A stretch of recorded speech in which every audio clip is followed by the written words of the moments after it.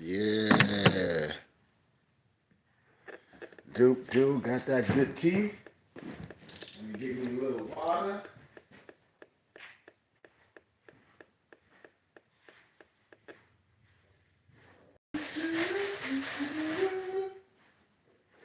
Do.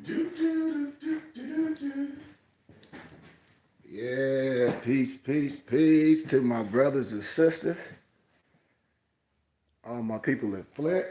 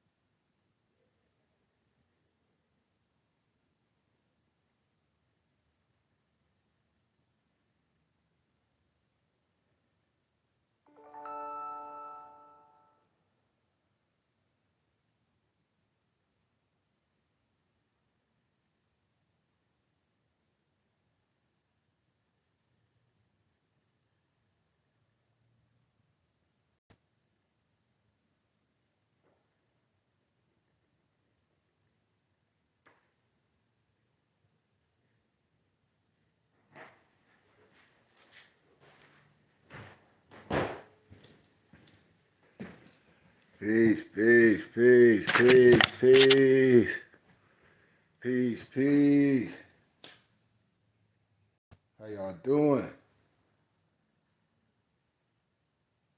on this beautiful Thursday? About to get these miles in real fast.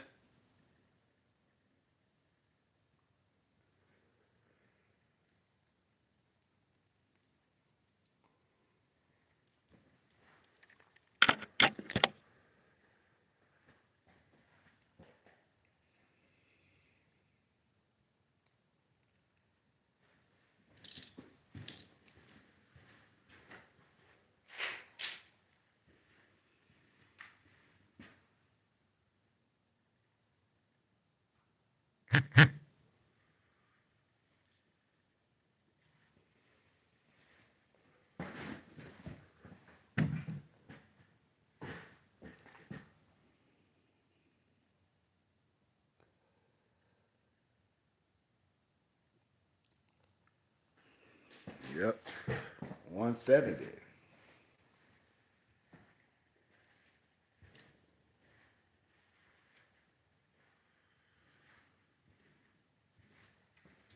Yeah. Yeah.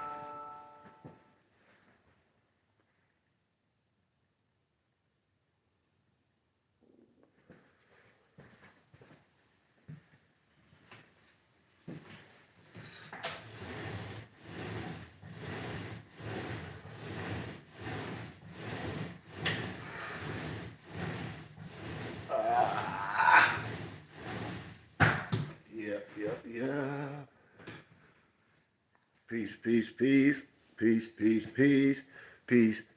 Peace. Back in my city of Flint, Michigan for about a month and a half maybe. But I got a service announcement. All my people in the city of Flint, Tuesday, I'll be at Doyle Ryder Elementary School at 9:30 a.m. I'll be highlighting. I don't believe in that fake black history stuff, but I will be lecturing our history, letting the young youth know. Well, actually, going to be parents there. It's like a parent conference, and I'm the guest speaker, and I'm going to be speaking on the history of who we are and why we still subjugated historically, and why we as a people we don't know who we are. We don't know who we are. It's not about no one else. We don't love each other, and that's what I'm here to show people. I always tell my brothers and sisters when I was a child, I act like a child. I thought like a child. But I'm a man and I love. So I love what I do. And yes, I enjoy my life, but I use my funds to help. Like I'm gonna fill 100 backpacks with pencils, pens, notepads, toothbrush, dental floss, deodorant, all those things. And I got all that stuff donated, to my organization from a store. So when I tell people a lot of the older men, like Nas said, they living in their second childhood because we're giving the young kids the wrong advice. We're not showing them the real world. We're not showing them. We're trying to be like them. It's nowhere the young kids can go through the week and get mentoring and get scholarship and get life skills and learn how to think instead of just react. A lot of young men that haven't grew up with their fathers, they don't get to come to the sit down with me. And this is what I'm gonna create in my city. All these buildings, man, I'm gonna get one. And I'm gonna turn it to my community center. And I'm gonna change the world. Watch. I'm gonna change the heartbeat of everything in my city from a positive perspective. Not no club, not no liquor store, not no dispensary, a learning center where men, women, children can come learn. That's my mission. Me and my mom was talking about this, and I said, hey, we need a learning center. We need a learning center. Because the things that I was able to learn and educate myself on, I know adults and children, they don't know it. And then when they know this type of history, it's interesting to them. Because I'm talking about you.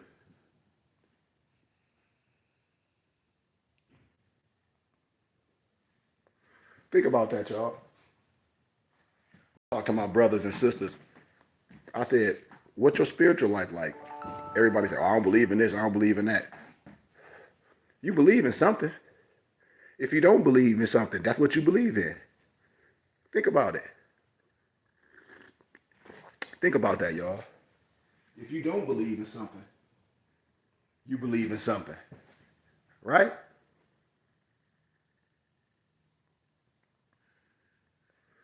But I'm talking about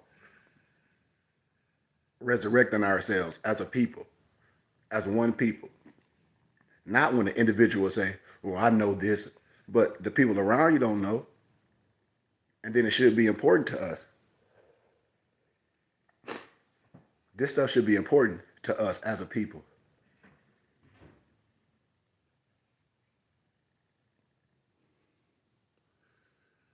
And a lot of people figures may have done some things wrong, but they have said some good things to try to liberate people. And you are somebody. I tell everybody, I tell every young man, I tell every adult, you are somebody. You made in the image and likeness of the Creator. So how can you be some slave? Why would any God man teach and preach that? That we some slaves? That's 1619 Negro-centric propaganda. And when I speak of these things, I lecture this in academia.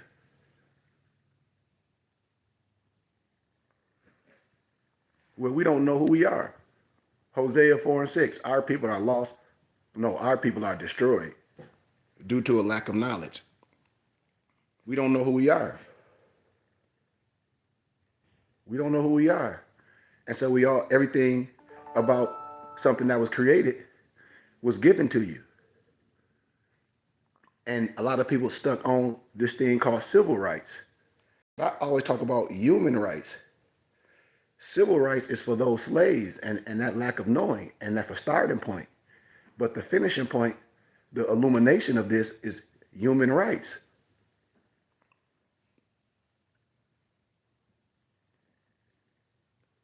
Right? Life, liberty, and a pursuit of happiness. Life, liberty, and a pursuit of happiness. So when I minister to my brothers and sisters, we're not just ministering of when the flesh is gone. What type of ministry is that? That's a dead gospel. When everybody know the Lord's Prayer, I presume. Tell me, say the Lord's Prayer, and then tell me what that's saying.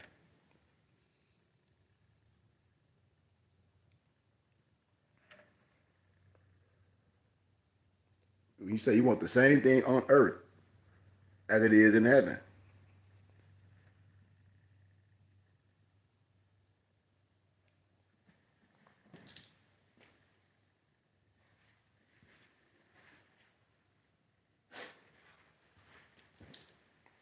The same thing on earth as it is in heaven.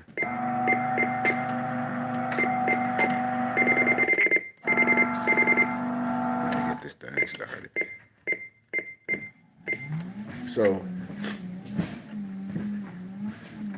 that's what I tell my people. If anybody in the city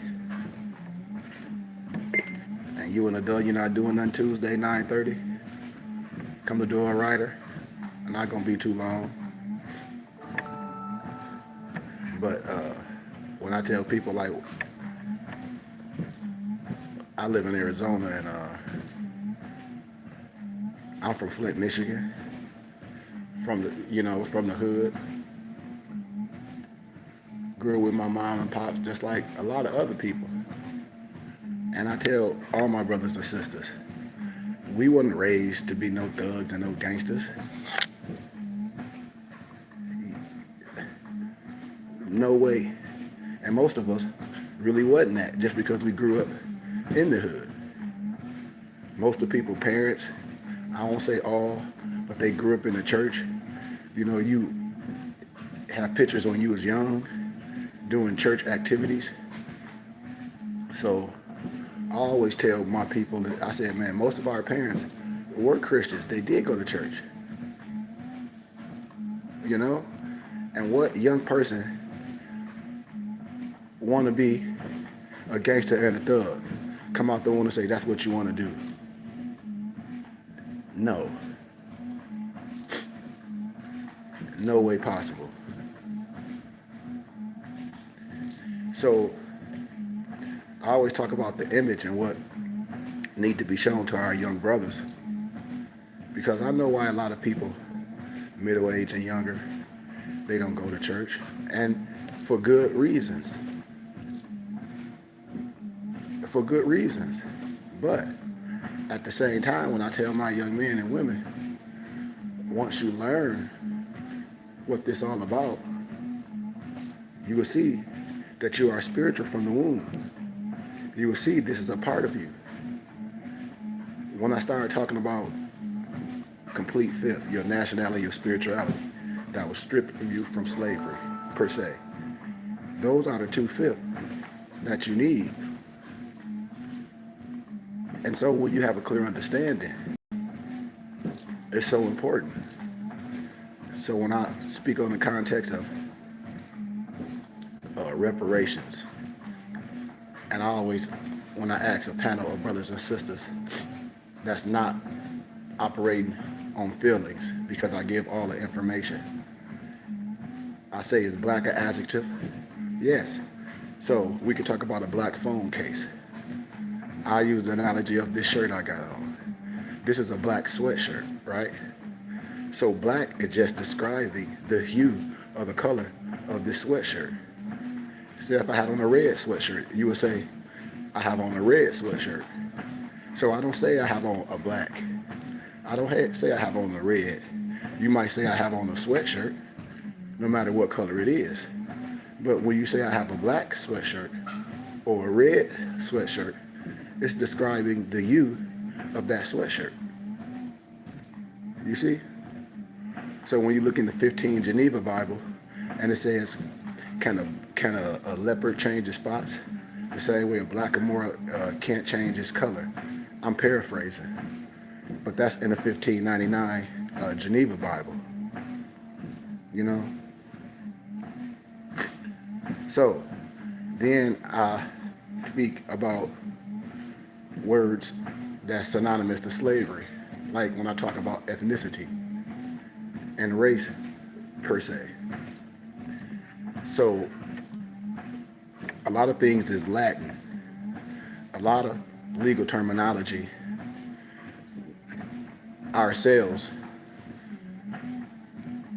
that should know these things when we go into when we hiring these attorneys or whatever. We should know precedent in law cases, doc number, Free Information Act, all the corpus, you know, all the precedent in law cases, all Chicago Review. And so why I'm saying these things is that's how you stay above these things. I always say this.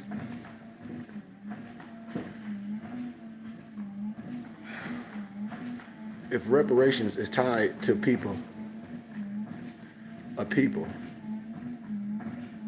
and reparations is tied to a nation of people, Negro, Black, and Colored, and African American is all synonymous to slaves.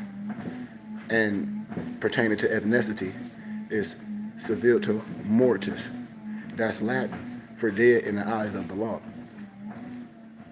That's Latin for dead in the eyes of the law. And you can look at these things.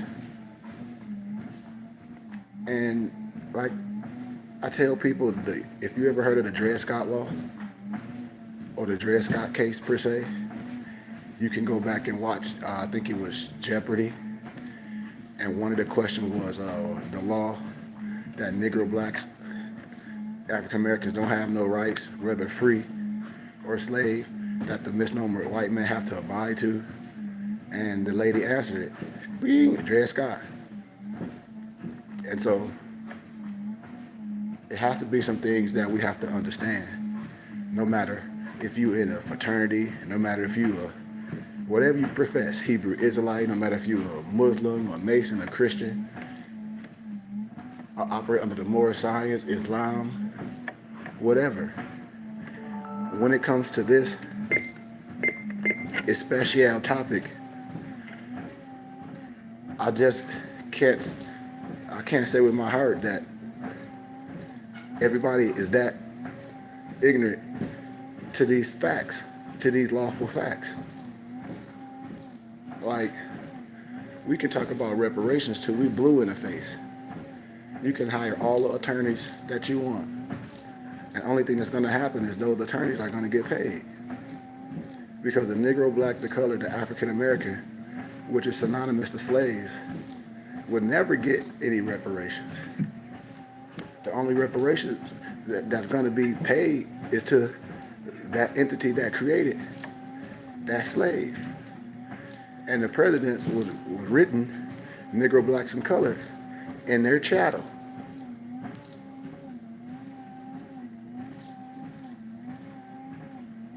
You know?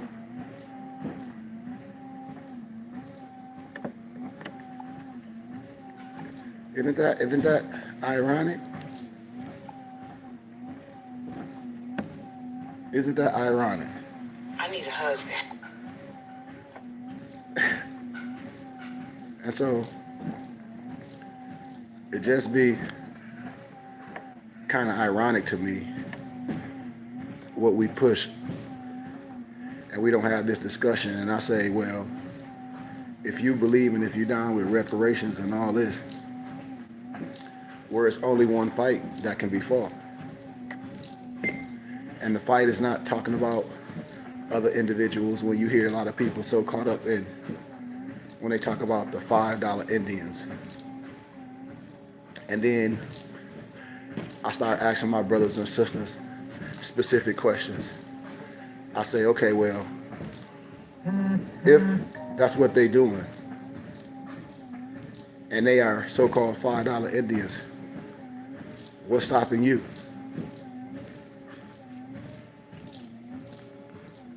You know what I mean?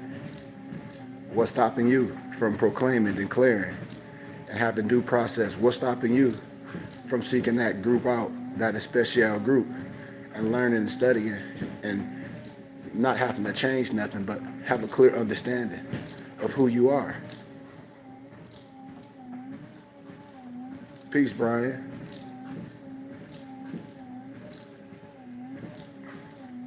And I say, man, it's so important. And I'm glad I'm getting a chance to speak at the elementary at Dual Rider this Tuesday at 9:30. And I think my mom might record it for me. It's going to be a good time. There's going to be a lot of parents there. But it's like a little Black history. And it was like, man, talk about who we are. You know?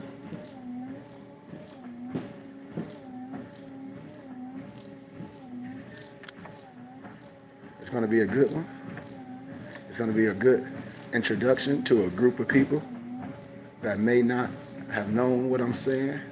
And I'm going to give everybody that show up, I'm going to collect their email and give them, you know, a piece of wisdom for they can study, for it can spark some of the interest. And so things that's not common in our community with our adults and children need to become common. I use the analogy of food deserts the same way in the context of understanding and spiritualness. It's a desert in our community. You know, yes, we have schools and teachers, but then we don't have those coming in that's teaching the babies that look like you and I who they are so they can be proud. Not no whole bunch of slavery. Not no 1619 slavery. It's a history way before that. You know? Yeah, it's called Dual Rider Elementary School. It's in Flint, Michigan. Yep, I think it's on Saginaw Street. It'll be a Tuesday at 9:30. Yeah, and I think I'm gonna have my mom record it. Yeah. And then I'll be going to my alma mater, Cleary, and speak. And I do this stuff on my own. I don't be wanting nothing. I say, man, if I can come in, whatever, and spread this wisdom, and I can spark one individual, that's it. I've done my job. Yep, but it's at Dual Rider Elementary. And I'm just gonna bring an introduction, a small introduction. I have a book called, that I gathered, compiled, and divinely prepared called The Asiatic Scientists of the World. And it's about a lot of different scientists in history that a lot of people never ever heard of. And I'm gonna share that with the kids, and I'm gonna give them that book. Then I got another book, scholars that illuminated Eurocentric and Negrocentric propaganda, and that book is a gathered and compiled book as well of scholars in our time that's passed, doctors, PhDs, ladies that went to the moon, all this stuff, Asiatic women, first PhDs in a book, you know, that a lot of us never ever heard of, you know? And so that's some of the history I'm gonna bring to the youth to show the rich history. And that's modern, you know? I may take them to J.A. Rogers, 101 Facts About the Negro. When you see so much historicalness, and it's just to spark the kids, and it's just to spark the parents, because we're talking to a group of melanated individuals, or not just melanated, I could say in a certain demographic. Because I speak to all. And so when I say just the enlightenment aspect, to be able to bring some historical facts in, be able to speak from scholarship, from no biasness, to say, okay, well, we all agree with reparations, right? But we don't know who we are. And when we can agree on things that's precedent, we can move forward.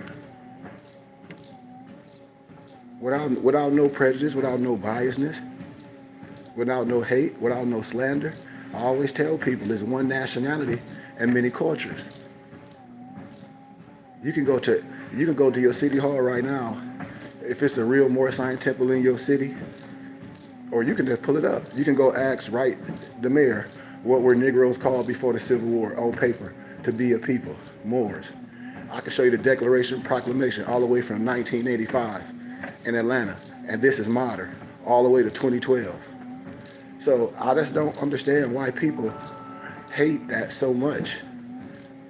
You know, I don't understand it. Now I understand what people may promulgate, which may not be right, but you have to say the specific ones, because this is nothing new. You always have charlatans in all type of disciplines. You always have people selling snake oil.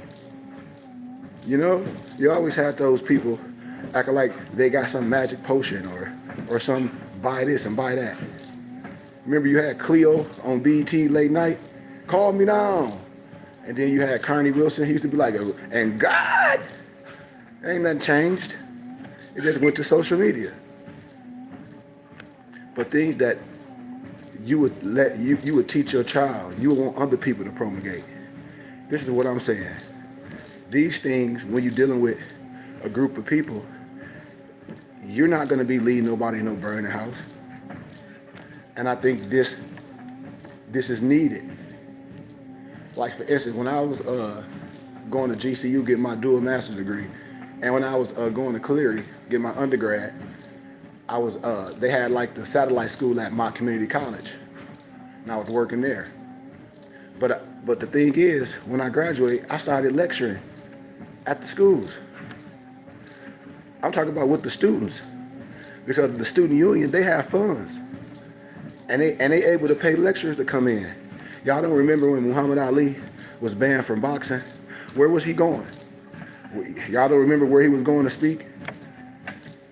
He was going to colleges, and you didn't see him at no so-called, I ain't see him at too many HBCUs.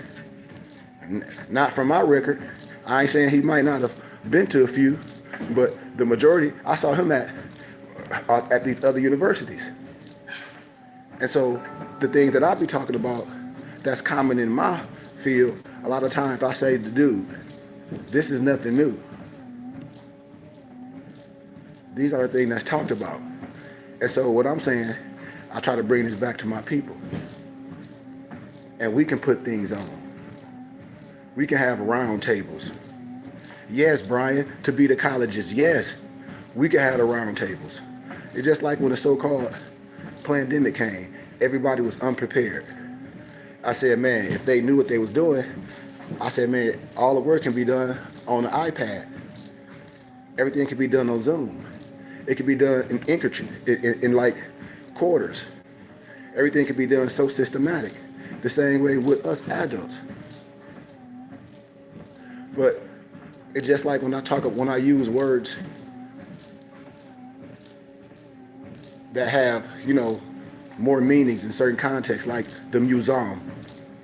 And remember when I was lecturing on the museum is where scholars stayed, where they study, with no distractions, and the people in that community, they made sure things was right, because these are the ones that made sure we didn't have to go outside for anything. This is the storehouse, the museum.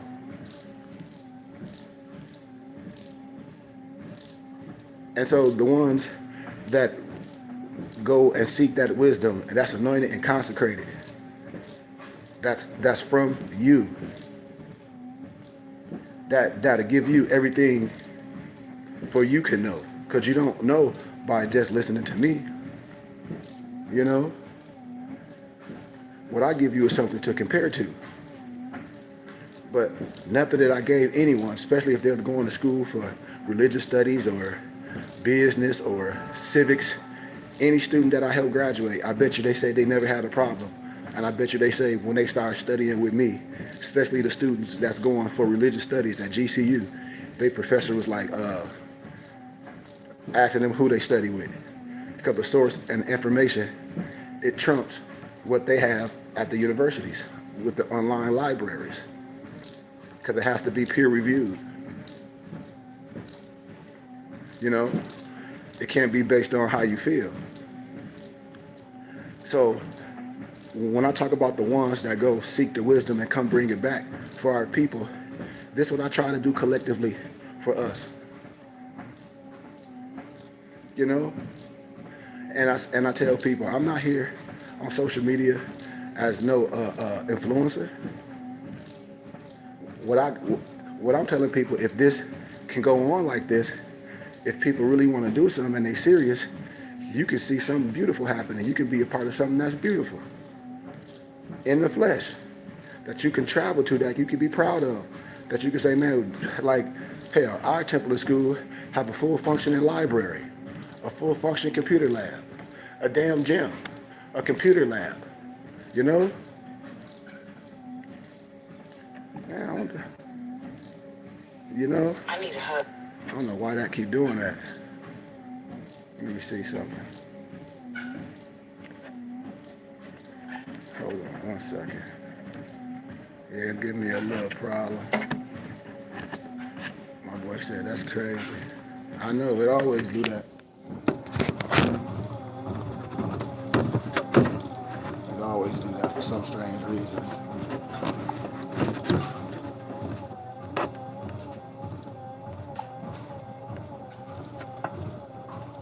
But yeah, man, I tell everybody, like, we are the colleges. And anything I promulgate, I teach a kid. Anything that I teach, that I speak about here, I speak freely anywhere with a bullhorn on a corner, proudly, because I know what I'm saying is wisdom. I know what I'm saying is not common to us. But one thing I can tell you, all my professors that's Scottish Rite Masons, they know exactly what I'm saying. Each one of them are sons of Muslims. Each one, with all due respect. So if I'm able to speak and speak from a wisdom and a brotherhood of Melchizedek, and when I'm able to come from degrees of wisdom that can, I won't say trump, but that'll illuminate a lot of things, that's what we're supposed to gravitate to. Just like Noah Drive, he did, just like Elijah Muhammad did, just like any figures. You want a gathering place. You want a structure, especially when I talk about great migrations. You know? And so I tell people, like, we can do this stuff. You know, and a lot of places, like the colleges I'm going to, Cleary, and then I'm doing another speaking at the public library. I'm doing that on my own here in Flint, Michigan. I'll be doing it, I think Saturday, and then the following Saturday, the end of the month. I was going to do it Friday and Saturday, but some other things came up. But I'll be telling my brothers and sisters, we can do this. Like, we can put on good panels, we can build something so amazing. Just like my Mufti saying, Brian, on my other page, he like, yeah. Any wisdom, any piece of, this is something that I saw a lot of us, how we make excuses. The plethora of books that I've gathered and compiled and divinely prepared to make science and history and spirituality easy, not including all the books that I converted to ebooks, expensive books, rare books, books that I have that Amazon may not have or cost thousands of dollars. We converted a lot of those books to ebooks, and then we make those books available for anyone for small donations. Now we have company pages that we sell things because, of course, we're trying to make money.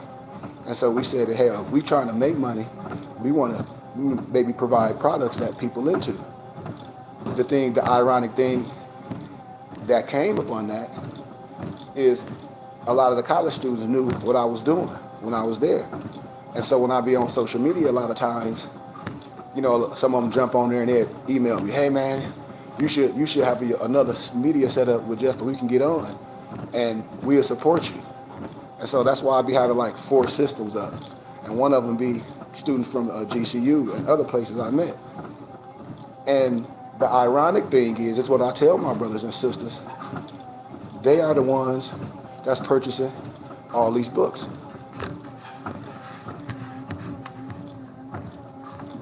And I'm always transparent. It's a lot of universities that have Gnostic libraries in the basement. I told people the Philosophical Research Society been in Los Angeles forever.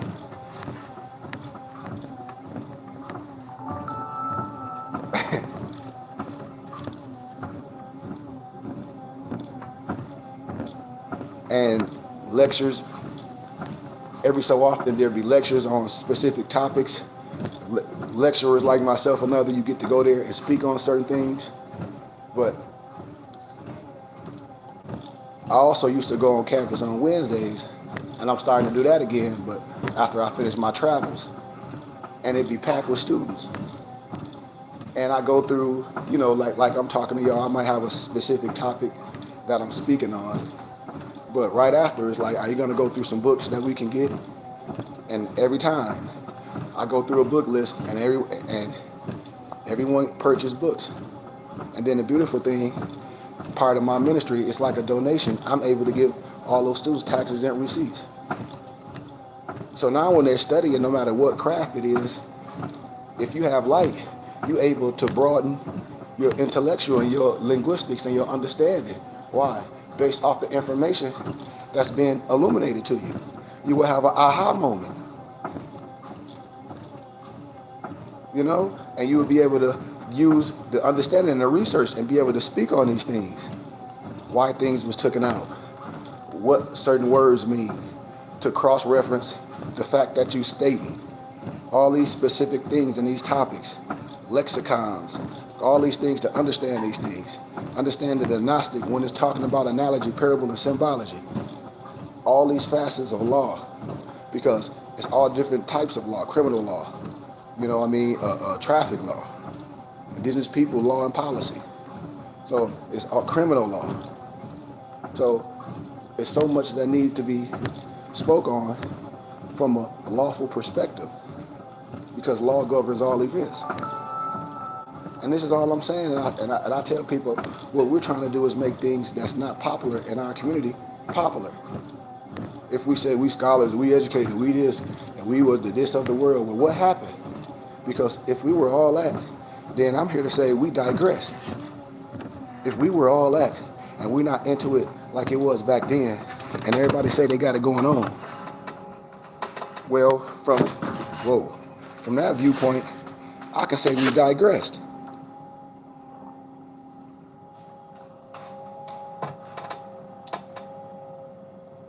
Think about it. Think about it, y'all. If I'm able to speak at my alma maters on business, on history, when I go to Cleary, when I'm at GCU, spirituality, I should be able to talk about that same thing with you. Because if your kid's going to go to school for any of those crafts, if any of your kids go to school for any of them crafts, once they get into that, they're going to be like, Mom, well, the guy or the she, he got the education I'm trying to get. He know what he talking about. So what I'm doing is an ally or a tool in the toolbox. It's worth more than gold.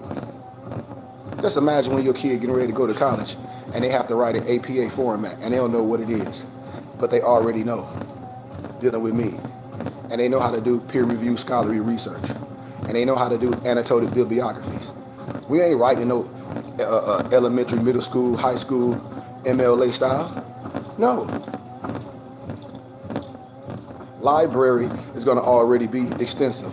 Why? Because you have a type of schooling at home while your kid is dealing with other people, other kids, their peers. You need that. The kids need to be dealing with other people in the community doing things, but you still homeschool. But where's your school at home if you don't have a system? And when we don't know who we are, and the difference when you do at a young age, it makes a big difference. It makes a big difference, man. And I can say that as an adult.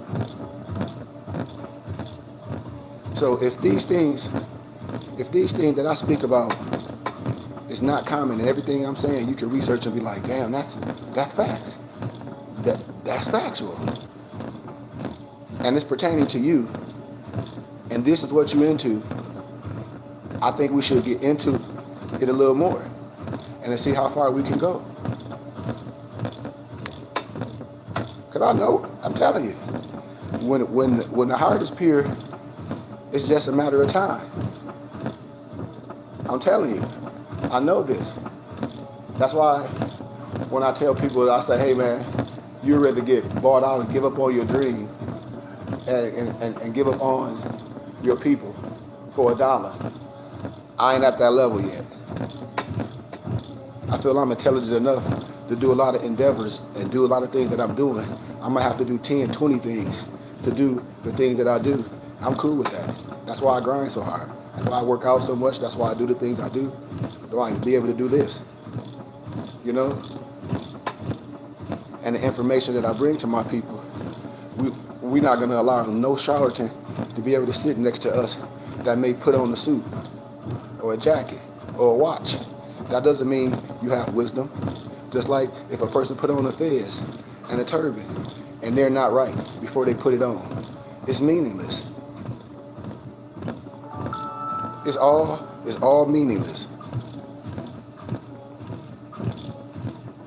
And so when I be speaking to my brothers and sisters, I say, man, if I'm able to bring this information to certain academia and places, why won't we do this collectively? Why don't say if you go to church or whoever, why don't we say, hey man, I want this brother to come speak just like any other place? I always ask people, and my European colleagues say, oh, well, that's ego, sheep. They're like, because you're not going to come in there and play.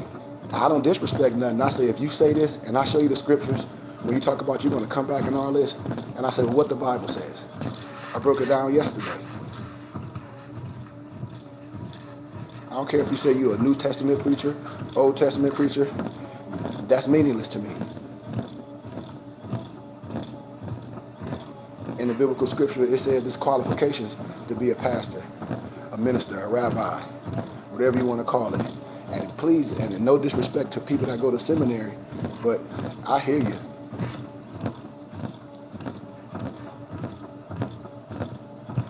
I'm talking about where you can go learn. Where you can go learn wisdom. Not one craft per se. Not a belief system. Because I tell everyone, everything is an origin. So if we're dealing with scholarship, and I'm doing a dissertation, say if it's oral or written, and I say, okay, I'm gonna do 2 dissertations, hell, because I'm gonna say both of y'all got knockoffs. You got one from the hood store, you got the other from the gas station. Y'all arguing. So what I'm gonna do, since y'all want to act like that, I'm gonna do the origin of yours and his, and show you they both fugazi. From scholarship, from origin, not from no belief system. From scholarship, from origin. And they both gonna sit on their hands. So when you're able to do these things and illuminate this from scholarship, that's what we're doing. Now, a belief system is, hey, you know, but that's not what we're talking about. We're not talking about a belief system.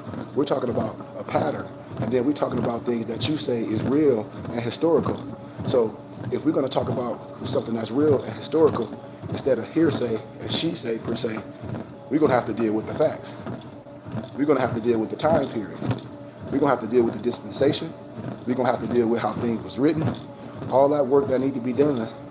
And without you being upset, the truth is gonna stand tall like a lion. I guarantee you.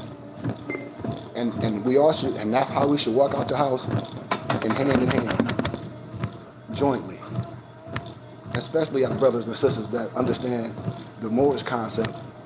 When you see so many people know, well, the Moors killed this, we the M-O-O-Rs and the M-U-U-Rs and all this stuff. I'll be like, dude, I said, you see, once again, I talk about semantics. Moor was spelled M-O-H-R, M-O-O-R, M-U-U-R, a plethora of other ways.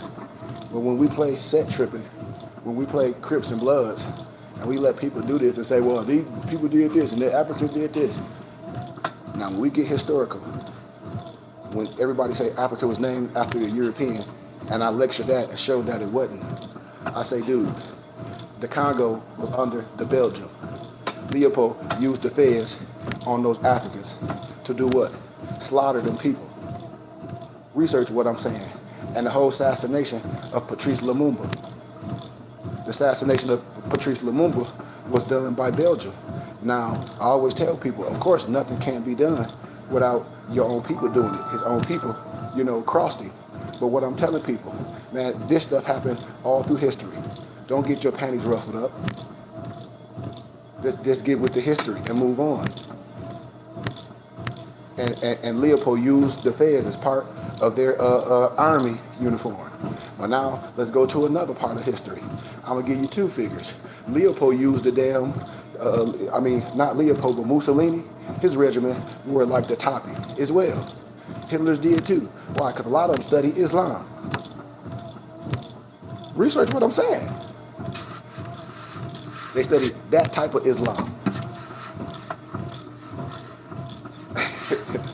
So when I come from wisdom and science, when I say, listen, I'm not orthodox, I'm a tasawwuf, we're not going to play this religious game. If we're going to do scholarship, we can do that. So a divine minister, a divine preacher, teacher, like myself and others in the world, I'm able to go to all houses. Because if you profess something that you have a manual, then let's deal with the manual. And let's explain the analogy and the parable and the symbology. I'm not dissing nothing. What I'm telling you is, when you come from a lower place, and I say you've been taught wrong. Because I tell people, like, oh, this is not no one else. You've been taught wrong, my brother and sister. You can get any Bible, King James Version, look in the front of the Bible, that map. I can show you that whole map is the continent of Africa. That ain't Europe. I can show you the esoteric and the exotericness of the so-called 12 disciples.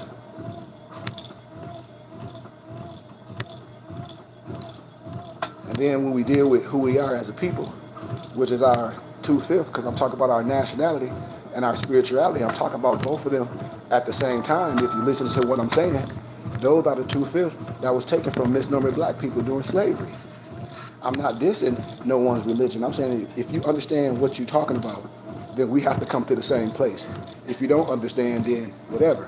But we should have a common denominator. A common denominator, if we are people and we know each other, I don't care, high school and all this, then we are people. We should be able to agree. Everybody on here is down with reparations. I'm telling you, black people not getting reparations. So then we have to come to an agreement, something that's on paper, that's known already, and stand on it.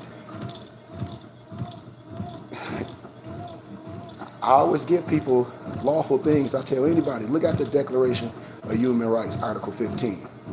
Just read that and see how powerful that is. And when I say these things, and I say it over and over, and when I lecture this stuff on the college campus, when I was proving my plight, because anytime really, when I was doing my dissertation, some other students, they had to prove that my information was wrong. Because my information, I was able to rest my case with no rebuttal. I always let the individuals come first. And my professor was like, well, you have to prove what this brother is saying is wrong. And nobody could. They'd come up there with their personal feelings. They were like, stop. That ain't what we talking about. Nope, that ain't what. Nope, you didn't do your research. Just like there's no excuse of not knowing the law in a court of law.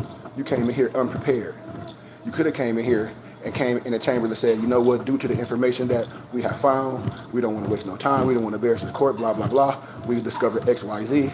We want to do blah, blah, blah. And bam, that's honorable in this context. But to beat a lie down, to beat a lie and bring and be so wrong and sincerely wrong about it and knowing you're wrong, that's the problem. And that's what I tell people. I said, man, this information should be clearing things up. And this why it's not common, because it's not commonly spoken on. Just like when we talk about Black history, you're gonna get a lot of these people look and see when I tell y'all I don't deal with white lies or black lies. You're gonna hear a lot of people talk about some Kwanzaa, but I say the person that created Kwanzaa is Ron Karenga. Ron Karenga was a COINTELPRO. Ron Karenga was a rat against the Panthers. Ron Karenga tortured Asiatic women. And then every time these figures get caught up in something, they always want to talk about the man did this, the man did that. I'll be like, man, no, the man ain't made you do none of that stuff. You did that. You did that. You understand what I'm saying?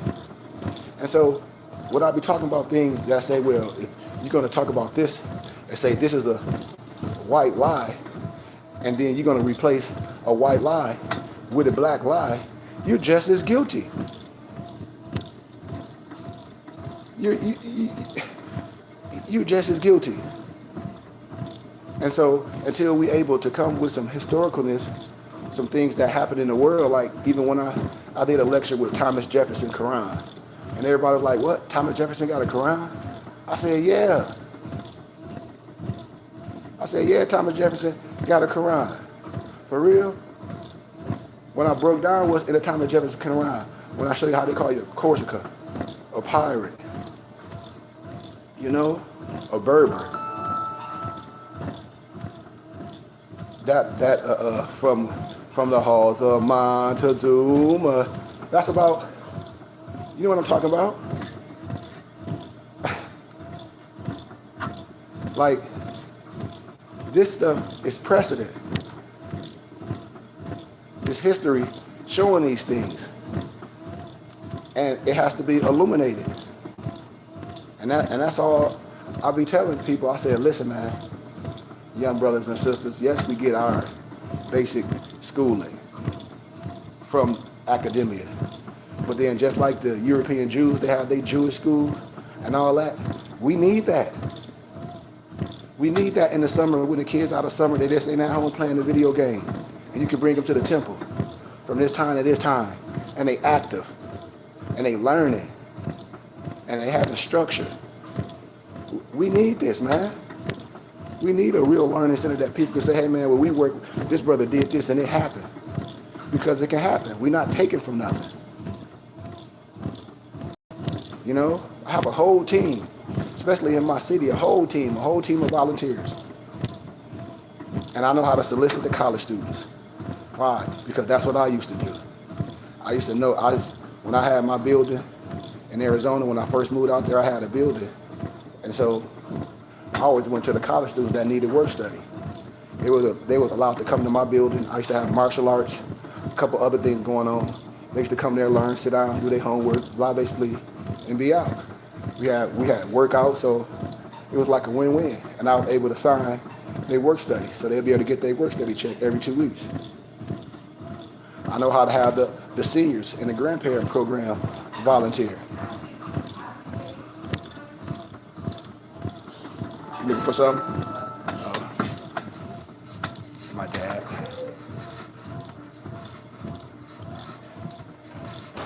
But yeah, man, like this need to be common for us, y'all. When you see a lot of these, like a lot of my ex-professors and a lot of European brothers and sisters, they've gotten their degrees and they just go all over. College students put money together and they go lecture on specific topics. And it'd be amazing. And I just don't want to stay in that realm. You know, I want to be like, man, okay, shoot, we got this going on. Just like all the other crazy stuff that we attach to. Look at all the crazy stuff going on. People being popular and people coming to do cities and going to clubs for goofy stuff and getting paid for this stuff while the world is laughing at us. That's why I tell people money is not real. When we say we don't have nothing. A plethora of people can make real stuff happen. I'm telling you. It's just we don't know. You know? And we can't blame it on our parents because our parents got us to where we at. But I bet you if our parents sat down with us and the information that I'm displaying and speaking on, I bet you they can't say nothing. Because I know, because my parents are elders. That's how I know. and I'm my parents' teachers. And that's why I'm going to the elementary school. Tuesday at 9:30 a.m. at Door Rider Elementary. They're like, that's shit.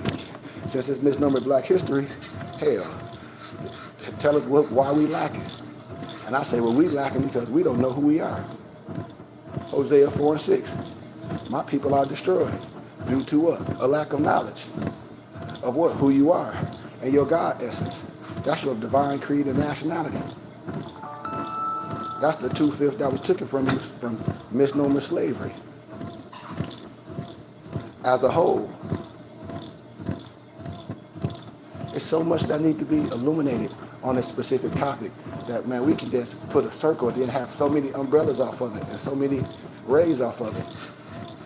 You know? Because when we talk about that specific topic, now we have to talk about, okay, well, how we sign and how we're not going to sign and what we're going to sign when it comes down to ethnicity, when it comes down to volunteering who you are on paper. It's the way that these things need to be done from understanding. And when these things are able to be spoke on from a schoolmaster perspective, from a degree where you have a body of people and they can look up the information and come back and be like, damn, yes, well, I don't know this. Well, I thought this. And I said, oop, that's the thing. We got to remove the thought process, and we have to know. We have to be able to what? Prove all things. We have to have the information. So that's universal. We can't rock based off how we feel or an assumption of what we think. We don't operate like that. So when we're doing this type of work, and I tell people, how can you arbitrarily explain anything that I'm saying? Well, if even though this is this, then that's not right. That's just like the other man knowing the truth, but say, oh well, since I rock with this, I'm not gonna illuminate it, or I use myself. I'm an educator, and I've been educated in all these religions, understanding historically the origin, linguistically, historically, understanding symbology, understanding analogy, parable, and symbology. I can't minister some falseness based on a religion. How? And that, to me, it'd be blasphemous for me to just do it for personal gains, because it's not hard. I tell people it's easy to do the hard stuff. It's easy for me to be a character. That's easy. Why? Because look at all of them that ain't good at it, that's prosperous. But it just takes a little bit more, and a little bit more time. Because just like Ecclesiastes chapter 10, verse 19, it clearly states, wine is made for laughter, but money trumps all. I always tell people, there ain't nothing wrong with getting your bag. If you're righteous, the money we needed to do the work. I'm not afraid to talk about that. Everything is some form of transaction, especially if you're doing business, it's a form of transaction. The way we live is a form of business, so we know it's funds that have to be involved. And so then when I take it to a whole nother level, because I'm giving you 3 layers, I done gave you nationality, I done gave you spirituality, now I'm going to the 3rd phase, and when we're talking about how your own funds can be used to build your own, spiritual temples in your community, how you can have a religious community in your neighborhood, and a lot of the stuff can be given to you. How? Because the way you set up on paper. But we listen to these idiots on social media, and that disconnects you from doing community work, because you're not set up in the right fashion on paper for these companies to be able to deal with you, for you can get them a tax-exempt receipt, so they can claim on your taxes, the same way that you'll be able to do with your brothers and sisters in the community. And then once you get on that big scale of donations, everything that you can do, everybody is then what? Stakeholders. Then the work begins. Boom. We ain't taking our kids from nothing. What? They have a place to go to. After school, summertime, this every day, weekends, this 7 days a week. How? Off the money we giving Uncle Sam. And everybody get a tax-exempt receipt. See, this is how my European Jews start getting so much stuff. And then they just start applying for grants. They got all the grants because they see what they're doing. And the same blueprint that I talk about I share it. I say, man, when you're doing right, when you have a body of people, the same money you give to Uncle Sam, you can say, okay, well, I'm going to donate this to my religious and charitable contribution of my choice. And I'll just get a tax-exempt receipt. The whole thing about it, you have to know in your state, depending on how much you make, you have to give a certain amount to offset your taxes. So like in the state of Arizona, you make like 70-some thousand, you have to give like 13,000. But see, this is the kicker. When you're a part of these things and you're doing things and you volunteering, you also have in-kind service. You also have in-kind service, you know? And so when people be filing exempt, you filing exempt, but then you going back to file because what's the purpose of you filing exempt? So then if you can file exempt and you're doing it the right way with your religious and charitable contribution of your choice, and you can show your records, that's how you use your funds to build your spiritual temples and your religious community in your neighborhood. The same way that people didn't understand how it was rocking on The Sopranos. When you set up in a certain fashion, money can be donated. I hope y'all catching me. But we talk about doing things the right way. And I always speak about these things. When you identifying as Negro, Black, and Colored, and African American, and so say if you're a black preacher, remember, Negro, Black, and Colored, and African American, I don't give a damn if you're a preacher, free or slave, you have no rights. So, you have no client and lawyer confidentiality. The misnomer black preacher does not. When you deal with the Catholic, the Jew, them, you will say, oh, well, it's this client, lawyer, confidentiality. They'll have to get busted doing something. And then if you ever saw in The Sopranos, everything went through the church. They had a religious community. They had businesses in the church. People donated to the church. People that was rich had businesses to keep that structure right. And people don't see that. That's how communities be grown. And that's how you have religious communities. And things can be done the right way. That's the great migration that I talk about. So when people talk about some special law, I said, there ain't no special law.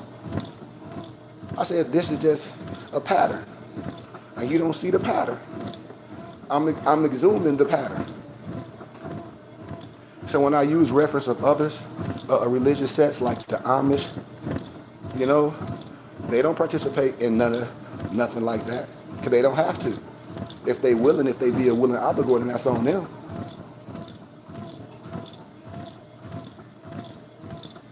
You know? And these are things that I say, that your religious rights trump a lot of things. And so once we know who we are as a people, that's where it begins.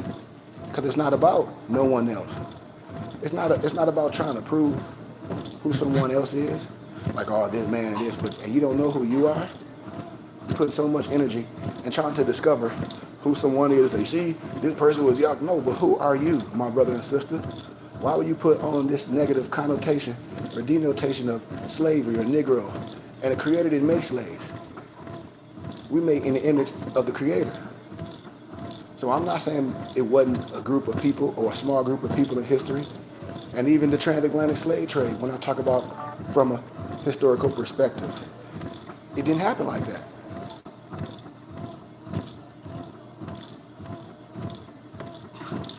You know? From a scholarship perspective, we should be able to talk about that, to change the paradigm, you know, each year for what's being promulgated to the youth and to the public and to the next generation. Because the same generation is getting the same slave history. You know? We're getting the same regurgitated bullcrap.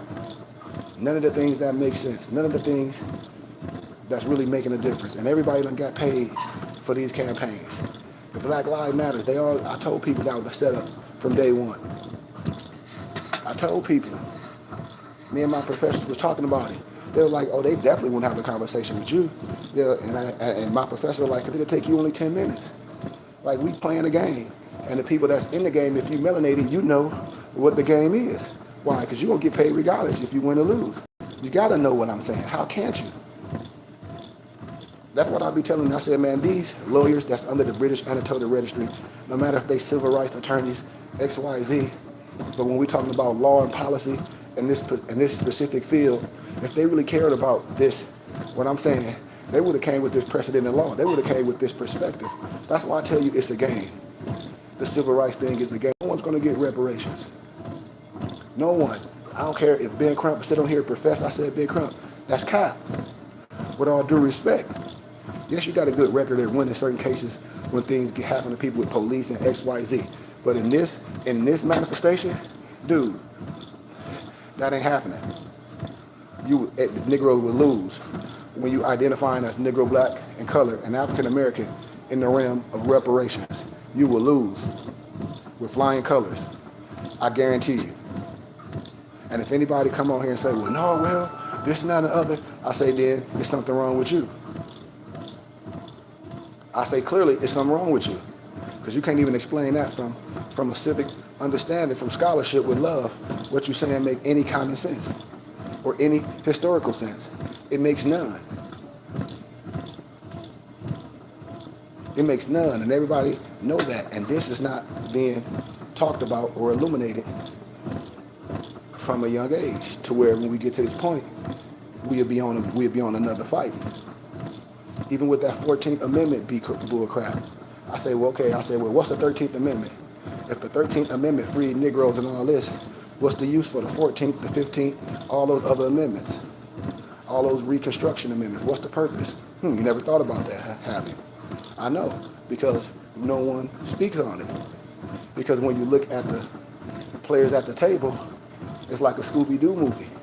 You're gonna see it's some people that look like you that's at the table, keeping this Eurocentric and this Negrocentric propaganda going on. But what I'm talking about already been illuminated. And so if these topics already been illuminated by John Henry Clark, Dr. Ben, Ida Van Cernema, Amos Wilson, Chief Anna Diop, Dr. Francis Cress Wilson, David McRitchie, Albert Churchward, Gerald Massey, Godfrey Higgins, and I just named all European writers. How we gonna act like you don't know what I'm talking about? Well, they weren't all European writers. There were some of my writers, but a lot of them was Europeans. I said Dr. Ben and all them. Yeah, I'm tripping. But Godfrey Higgins, Albert Churchward, Gerald Massey, Bertram Thomas, all these Europeans, Peter Moon, all these writers in those times lectured and spoke what I'm speaking. So if that's the case, how can any brother say they love Bobby Hemmett, Dr. C. Freeman L., John Henry Clark, and all those, and don't like what we saying? I need a husband. I'm tired. I don't know why my social media keep going off on my YouTube. On my IG. But yeah, man, that's all I wanted to say to y'all, brothers and sisters. I got my walk on for about an hour. I feel good. But yeah, man, I love y'all. Thank y'all for tapping in. Take care of yourself. Spread this message, man.